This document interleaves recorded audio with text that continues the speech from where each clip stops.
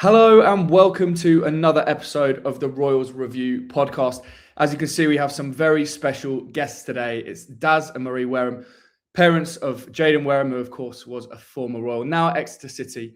Thanks very much for joining us, guys. I think we're going to have a lot of fun over the next 20 minutes to half an hour. But we'll start off with a very easy question. How are you both doing? Very well. Yeah, very well. Good, thank you. Really well. Yeah, it's been good coming down here and made a big change. So yeah, good stuff. Great to hear. I guess we'll start there then. How are you settling in down in Devon, and what are the biggest differences in Devon than to Reading? The list is endless in terms of the differences, but it's certainly different. It's slower, which is quite nice. Yeah. It's not quite the rat race that you get down south. Well, say down south, but we're further south than you are now. But yeah, it's much different to Reading. Much different. It's a nice different though. Yeah, I find like where we were living in Bracknell. Everywhere you went it just seemed flat out. And when you're here, it's all countryside, and it's just so much slower. There's hardly many people on the road until you get into Exeter, where it's absolutely chock-a-block. You can't move, but everywhere else around Exeter is lovely. Like you just, Yeah, it's like picturesque everywhere you go. Yeah, it's really, really nice. Yeah, it's really lovely. Yeah, I think I said to you in our chats about this that I went to uni down that way in Plymouth, not Exeter, which I know is probably blasphemy. Not allowed to say the C word. Yeah, the same thing. Like the areas outside Plymouth and Exeter, and just in Devon generally, are very picturesque and lovely. And I find it so easy to relax there. Whereas, yeah, in Reading, I live in London. It's not always that easy to do that. Oh, you actually live in London? Yeah, I live in Hackney currently, which is why the trip to Leighton weekend was lovely. But fair, yeah. Yeah. So I imagine Devon is very different to living in East London. So you travel to RG2 every Saturday from London then? Not well. I do my best, but yeah, not every Saturday. It does make it difficult, particularly midweek games and stuff. Is carnage. Although the Elizabeth line has helped a lot with that. Yeah, of course. I grew up in Reading, or just outside of Reading, so hence why I support them. I'm not sure many people growing up in Hackney would support Reading, but moved here when I left Plymouth, and I've been going back ever since for the football. Was that so? Did you move there for work then, or? Well, I kind of wanted to just move to London when I left uni. Just get a job in London and enjoy all of the sort of carnage that London brings, and haven't really decided to move out just yet. I love London. I love Hackney particularly, just purely because of the diversity, and there's always something going on. You meet so many different people from different walks of life. I think it's really good as a youngster. Well, I'm not. Yeah. But it brings along a lot of experiences that maybe you wouldn't be able to have anywhere else. Yeah, exactly. And like you just see so many different cultures. I mean, Reading's pretty good for that too, actually. So many different cultures, like all in like a big melting pot, and it's great.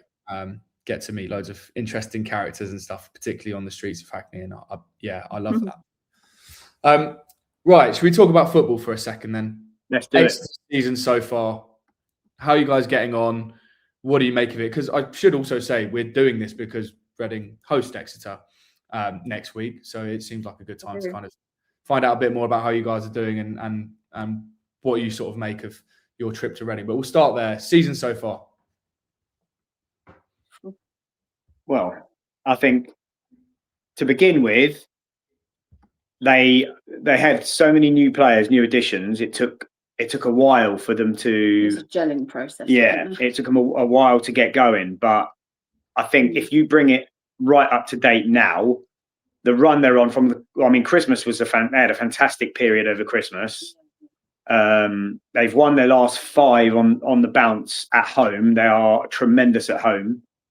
And they've been getting some reasonable results away from home just recently as well. So, I think the team and the management would be very happy with how they're doing at the moment. I would say, looking at them from the beginning, the management really have got them playing. Oh yeah, Gary's a great manager. Gary Caldwell is a top guy. Jayden speaks so highly of him. He's very good with all the lads, and he clearly knows the division very well. He's got them playing some really good stuff. We play really good football, so it's nice to watch. It's good. It's pleasing on the eye, and I think defensively, they are the best defence in the league, along with Stevenage. Now I think they're both on 23 conceded. So yeah, they're doing so well that on that side of the game, and obviously going forward, Jay's obviously scoring some goals. So yeah, they're doing well going forward as well. So I hope it's a recipe for. It's all sort of gelled together and it's working. Yeah, for good things. So far, so good. Yeah. Yeah, good stuff. It obviously wasn't going to take us long before we started to talk about Jayden, but he scored 11 goals already this season since joining, which is 12. Oh, there 12. We go. There, one out. Which is a great start to life at Exeter. I'm assuming he's loving it. Is there anything that you can kind of attest to that form? Has anything changed? Well, I mean, he was scoring goals for us, so it clearly hasn't. Yeah, I mean, I think, one thing Jay's done everywhere he's gone at every club, not just Reading and Exeter, but even before that, was just score goals. He certainly knows where the back of the net is. And I think when you're playing with a manager that is constantly boosting your confidence, is constantly working hard with you, not just against you, but he's doing it because he wants to see you succeed. I think when you gel all that together, you get the best out of, especially a striker. Jay is very much a confidence player, and he couldn't have come to Exeter and done much more. He exceeded what everybody thought. And I think he's kind of done that everywhere he's gone. There's always been a point to prove wherever he's gone, I think. And I think that's just the life of a footballer, really. You kind of move on from one club to another and you've got that point to prove. Can you do it at this level? Can you do it at another club? And he is. So, yeah, I think his confidence is through the roof at the moment. So he's really enjoying his football. Yeah, and I think the last person to score 11 goals before Christmas was Ollie Watkins for Exeter. Yeah. So he's gone on to do quite well. So obviously not comparing Ollie Watkins and Jayden, but, that is a great little... In terms of stats, that's a great little, and obviously he's very proud of how well he's doing. And I think one thing Gary said to Jay is don't concentrate on your goal scoring so much, because your work rate will bring the goals. The way that you work and the way that you press from the front with your team will ultimately get you the goals that you need. So, and actually that's working. He works so hard. And he wears his heart. He's worn his heart on his sleeve for every club he's played for. He's really embraced every club that he's gone to and wanted the best, not only for him but for the club and for the manager, and he's worked really hard wherever he's been. Obviously at Reading it was difficult to, I suppose, get the game time that he needed. As a 22-year-old, you've got to be playing to be able to better yourself and learn more and get the experiences that you need. So I think in terms of coming to Exeter and getting that game time, it just brings you on as a player, and that's what it's done. Yeah, very good. You spoke about his confidence there. Obviously, he scored against us in the reverse fixture, but a lot of people were suggesting with the move and getting that famous number 9 shirt that would come with loads of pressure. He seems to have taken that pressure head on and hit the ground running. It's funny, was we've said as his parents forever, one thing Jayden loves is pressure.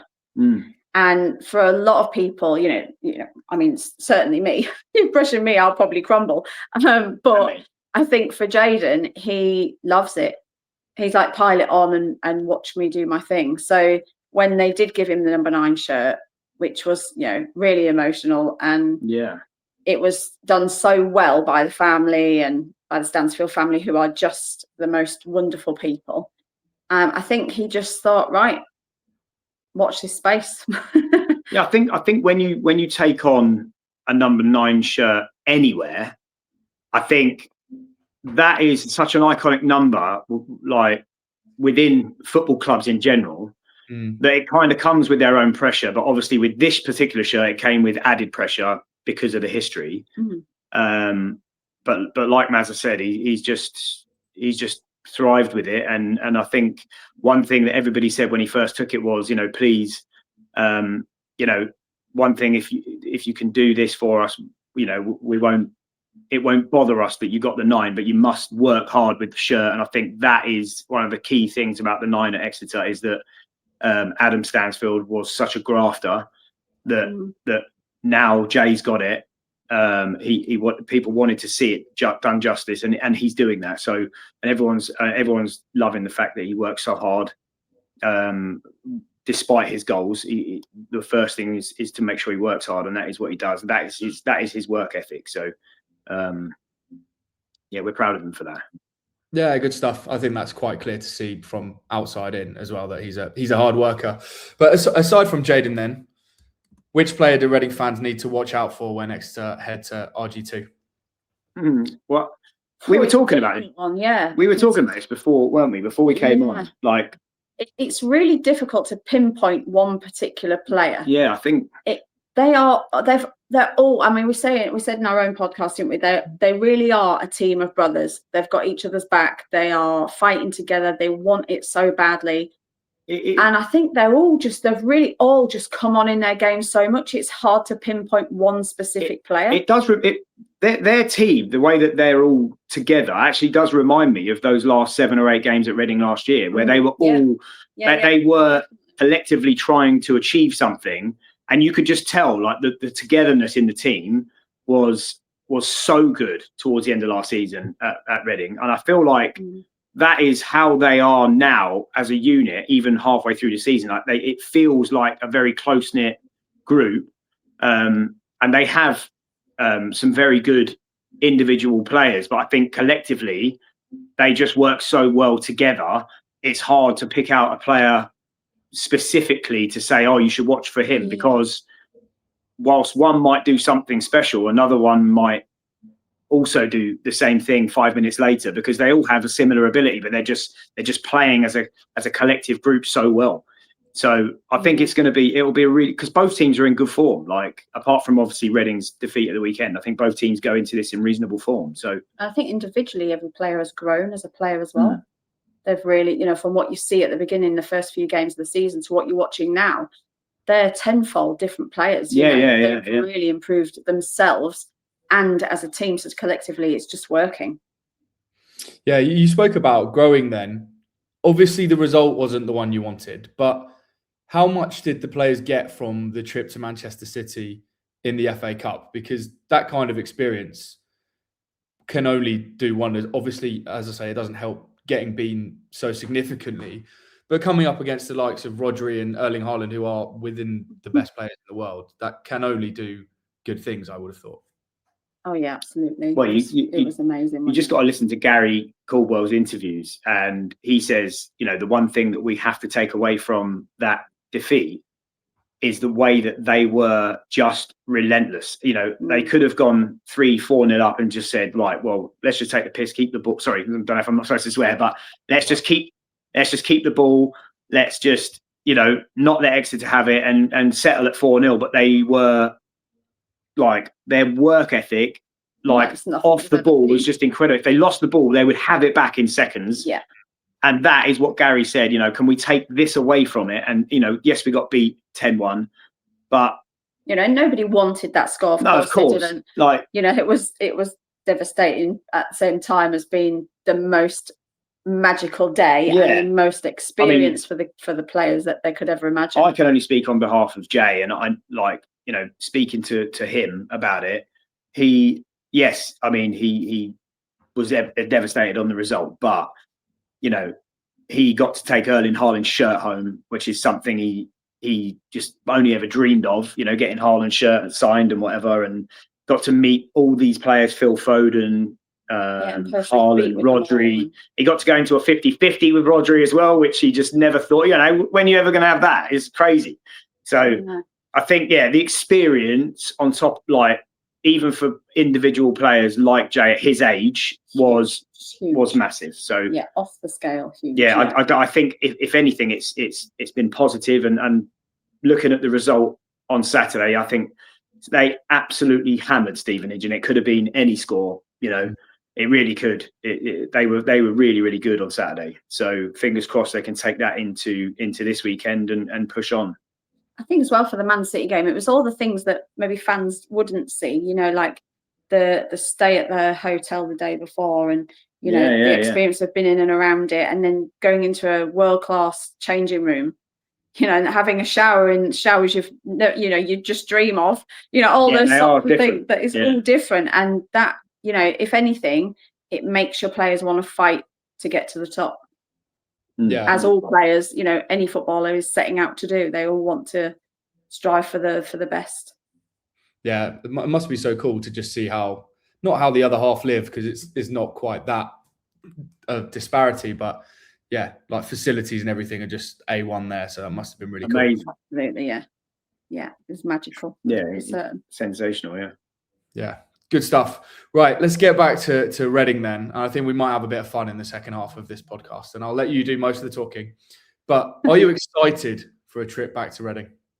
Yeah, absolutely. Yeah, I mean, Reading is, you know, we'll always have a place in our heart, and you know, Reading as a club were fantastic for Jay. You know, yes, we would have wished for more game time, as you know, I think anyone who just knows football would agree.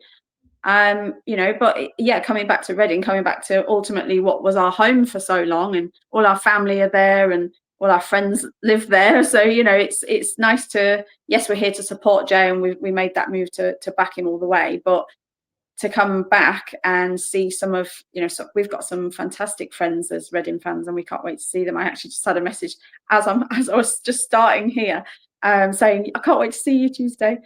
So it's really nice. We are excited, and you know, it's good to be back in and around it again. Yeah, and it's nice coming back to somewhere where we sort of lived before, because Jay's able to get, you know, I think there's about 20 of us coming from his family and friends.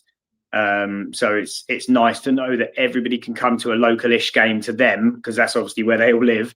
Into Exeter and everywhere else. Yeah, it's hard. Yeah, it's difficult, especially on a midweek fixture. It would be hard, but you know, he has had lots of family and friends come down and watch him here, but it's just going to be nice to do it closer to home. Yeah. And I think it's been a long time since I've been in the away end at RG2. The last time was QPR, funnily enough. So it's going to be it'll be strange feeling strange in the away end. Yeah, strange in the away end. So yeah, we're definitely looking forward to it. It should be a good game as well. So obviously, where we used to sit, I was in the family section, player and family section, which is right next. Yeah, it's right next to the away end. And we always used to look over like, boo. That'll be us this time. Yeah. I'll be sat there doing you. Yeah, exactly. Yeah. So, but yeah, we are looking forward to coming back for lots of different reasons. Yeah. Yeah, of course.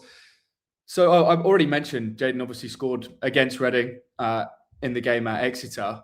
And because of that, what kind of reception do you anticipate Jayden getting at the Select Car Leasing Stadium? Do you want to answer this one? I mean, it would. So I think when on leaving Reading, you know, it was a pure football decision.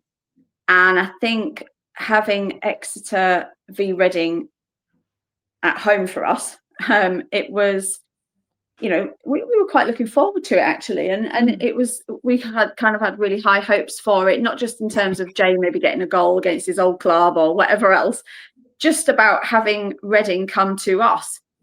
And I think obviously it didn't quite go to plan, you know. I don't think it went to the plan Jayden kind of hoped for, which I think, you know, he was, I'd be lying if I said he wasn't disappointed. I think he was really looking forward to the, you know, end of game clapping and seeing the fans that he's used to and familiar faces, and then, you know, it was right from the moment he came out of the tunnel, it was, and your number 9 is Jayden Wareham, and it was, you know, the boos were quite something. I think the chants were quite something. The derogatory comments were quite a lot to deal with. So I think that took us all by surprise, really, because felt like it was very unnecessary. Obviously there's always going to be club rivalry from any, you know, you can play anybody at the weekend, and you know, you want to beat them, of course you do. But yeah, I think it was a real disappointment to feel and have the things that were thrown at all of us. And obviously I think then that came with what Jayden's celebration was at the end. I think we all know what it was. Yeah, it was I don't think we have to go wasn't it? into it, but yeah, to be playing on a pitch and hearing some of the quite outrageous things that were getting said at not only you as a player but your family. I think it was too far. I think Jay went into that game, when we'd spoke about it before, Jay went into the Reading game with no intentions of celebrating at all, because he respects everything Hunty did for him, everything that the club did for him, and obviously gave him an opportunity to show what he can do on a league stage. So he wanted to show absolute respect to the club and to the fans, and didn't want to celebrate if he scored. But I think the outpouring of emotion you saw when he did score was, as what Mazza said, because of the reception that he got and the reception that we got as his family. So I think there comes a point where family before football at times.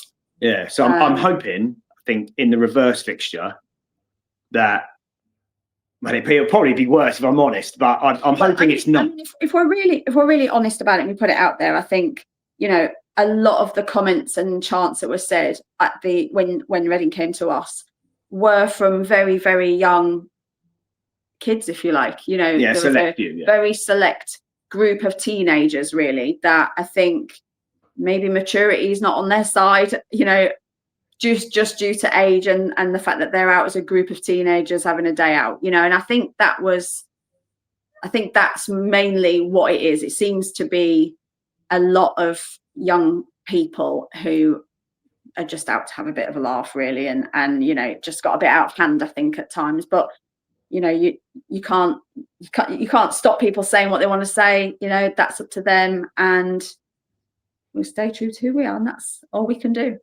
Yeah, so I think, just getting back to just before you finish that, I think if Jay gets a good reception, I don't think he'll celebrate again if he scored.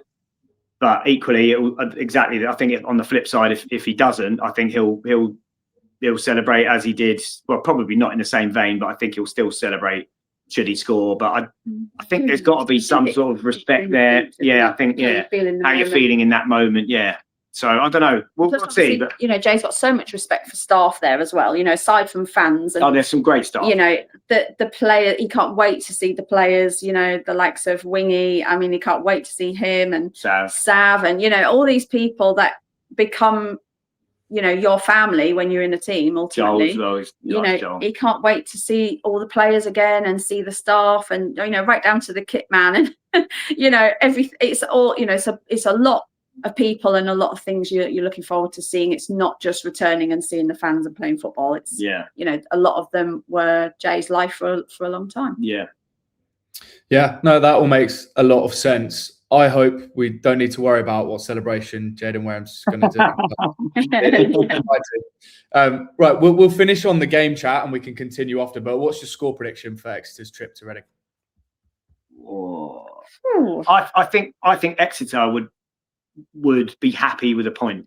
That's just my opinion. Yeah, and I actually think a point would be really deserved for both teams. If they can come away with a point, I'm going to say 1-1. Yeah, I think so. I think both teams would deserve a point. I think they're both doing really well. They're both in good form, and I think they both deserve that. Yeah, I'm going to go 1-1. Nice. I mean, we can shake hands on that, and then no one has to get upset.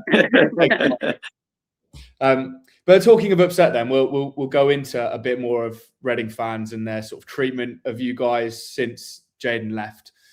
I mean, everyone's aware that there's been lots of discourse on X and anywhere else, any sort of social medias. Not necessarily the nicest to you guys. I guess I wanted to give you a chance to have your say without me saying anything. What's your take on it? Seems like a ridiculous question, but I guess we'll start there. I think if, as an overall look at it, I think it's just really disappointing. I think there's always, like I said, going to be rivalry between teams. There's always football banter that flies around, and that's very normal. I think when it goes above and beyond that and goes personal, too far. And I don't, not just us. If you think about Wingy's wife, she's Yasmin. Yasmin is one of the most wonderful, loveliest, kind-hearted people you'll ever meet, and she's had it. Now that is Reading's captain's wife, so there's no hope for Daz and Marie. So I think sometimes there needs to be more done in terms of how far it goes. I think X need to do more, certainly. But you know, there's banter, and then there's two. I think if I'm being totally honest, and with an opportunity to speak, I think sometimes I don't help myself because I bite, and that is what the trolls are hoping that I do is that I bite, and when I do, it can get me into trouble because it just goes even further. And really, what I should do is just ignore it, and eventually, I'm hoping it would just go away, because ultimately, it's very I understand what you said, but it's very difficult to do that, because ultimately, because it gets very personal. Yes, but you just want to protect your family. Yes, of course. But again, I don't. I'll be totally honest. I don't know where it's all come from to start with. I have absolutely no idea where this all started from. Why everybody started to personally attack me specifically. I wouldn't have a clue to be able to tell you where that started or why it started. But it just did. And then I obviously bit, and it got worse and worse. So now I'm just not going to say a single word. Like, I'm done on X. I'm not going to say a single word to anybody. They can post what they want. It's up to them. But ultimately, we've got a lot of other things going on in our lives. What the Reading fans have to say, So, and like I say, this not all of them. It is just a very select few and a silly group of people that just take it too far. But we cannot spend our lives constantly thinking about them, going on about them, reading about comment. We just don't have the time. Yeah. So that's me done on X anyway. That's what I wanted to say. I'm not gonna. There's no more responses from me. So. And it does get boring after that. It just gets tediously boring. Yeah, no, I can imagine it does get very boring. Does Jayden see any of that stuff? What does he make of this sort of stuff that goes on social media? And I'm assuming it doesn't have an impact, but I thought I'd ask. I don't think he sees all of it, because as players, you have a lot of coaching on social media. You know what to invest in, what not to invest in, and I think for Jayden, he's happy where he is. He's come to a brand new club where he's really loved, really respected. He gets on so well with staff. He does a lot for fans, as he did at Reading. And I think for Jay, he's got, if I dare say it, bigger fish to fry. He's got bigger things on his plate. It's Saturday, Tuesday, and he doesn't have time to think, well, what do my old club think about me? He just doesn't, And I think when he does see things, especially that are aimed at his dad, that's a difficult one. But one thing I will say is Jay absolutely loves our social media. He gets involved in it. He's been in one of our lives. He's a big part of our social media. I see a lot of people on X and saying, "Oh my God, like what are they doing? They're going to have an impact on his career and all this." But actually, Jay loves it. Like, Jay gets involved in it. Like, and that's a testament to him being a big family lad. Like, he just loves his family and what we do, and wants to support us as much as we support him. And social media is our thing. That is what we do. We're obviously quite, I wouldn't say big on TikTok, but we've got a decent following on TikTok, and we go live pretty much every night on there. It's the same for anyone, football aside. If you were to see something written, that's very personal and actually just sometimes quite disgusting, written somewhere about your dad or your family, your mum, that it hurts. It's not nice, and I don't think there should be a place for it in football. I think if we're talking about racial abuse and all these comments that get flying, these chants that shouldn't be allowed to be sung, having the online abuse should also stop. And I think in all walks of life you're going to get it, unfortunately, very unfortunately, but more needs to be done, and I think hopefully one day it will be. Sure.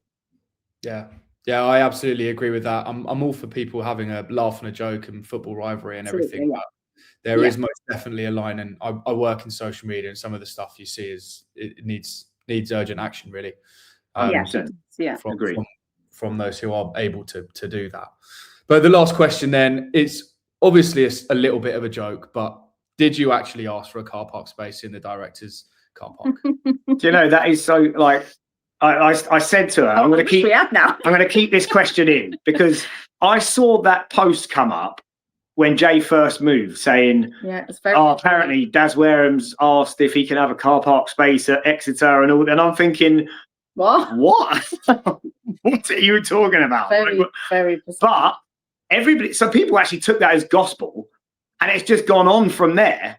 But it was some fabricated story by a Reading fan from somewhere that everybody's now taken as gospel. And apparently I asked for a car park space. So which and anyone in football, whether you're an agent or a staff member or player parent or whatever, anyone reading in on that, they do laugh because, and we've heard from so many people about it, because it doesn't work like that. You don't rock up and your son sign a contract and you have some photos of him signing and everything else.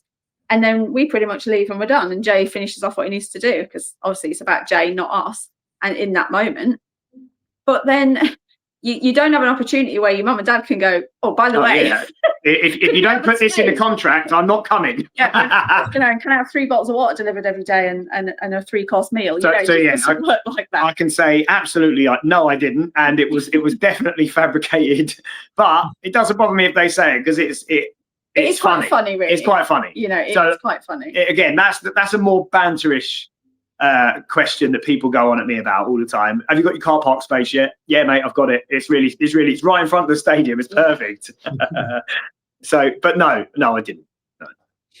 Good stuff. I'm sure that one will go down well on X and everywhere else. But thank you very much for joining me, you two. Mate, thanks for inviting us. Yeah, thank you. We appreciate it. No worries at all. I wish you guys all the best when you come up to Reading. I hope we win, obviously, but I hope you have a good trip, and wish you both the best, and Jayden the best for the rest of the season. I appreciate it. Yeah, thanks very much. Thanks to everyone listening as well. I should also thank you guys. We'll be back with more podcasts after the Barnsley game and beyond. But thanks very much, guys. We'll catch you later. Cheers, mate. Take care. See ya.